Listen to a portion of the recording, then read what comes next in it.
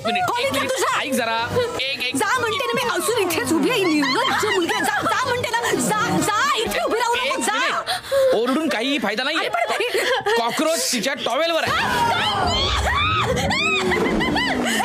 अगं झुरळ बघायला काय प्रॉब्लेम आहे? पप्पा तू का आला? तू कधी आला? आय लव्ह यू बोलत होता तेव्हा. सगळं ऐकलं. सगळं ऐकलंस तू? हा, ऐकलं आणि बघितलं पण. अरे माझी राणी आहे ना, तुझी राणी मावशी आहे ना, ती मला हे शिकवत होती. काय आपलं डान्स. हा डान्स होता. हा मला वाटलं काहीतरी वेगळंच चालू आहे.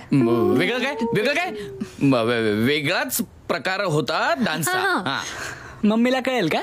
तुझ्या आईला, तुझ्या मम्मीला काहीही कळता कामा नये. लक्षात ठेव. हा गुड बॉयस की नाही तू? हे घे.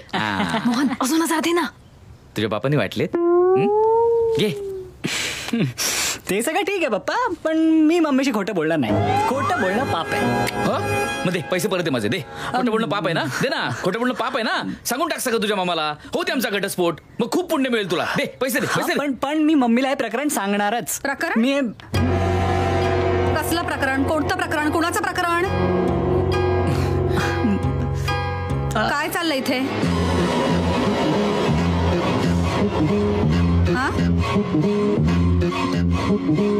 विवेका काय चाललंय इथे? मला सांगशील का जरा? मम्मी पप्पा प्रेमात पडलेत.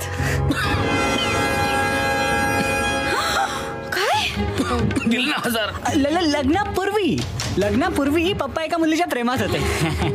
आणि ती मुलगी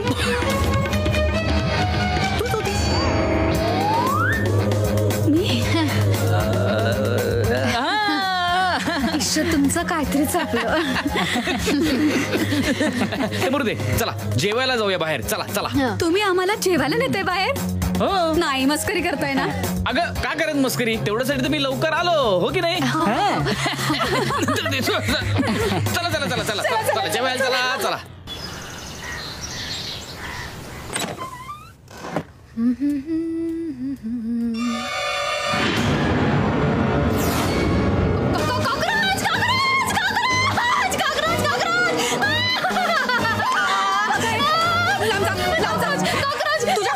एक मिनिट ऐक जरा.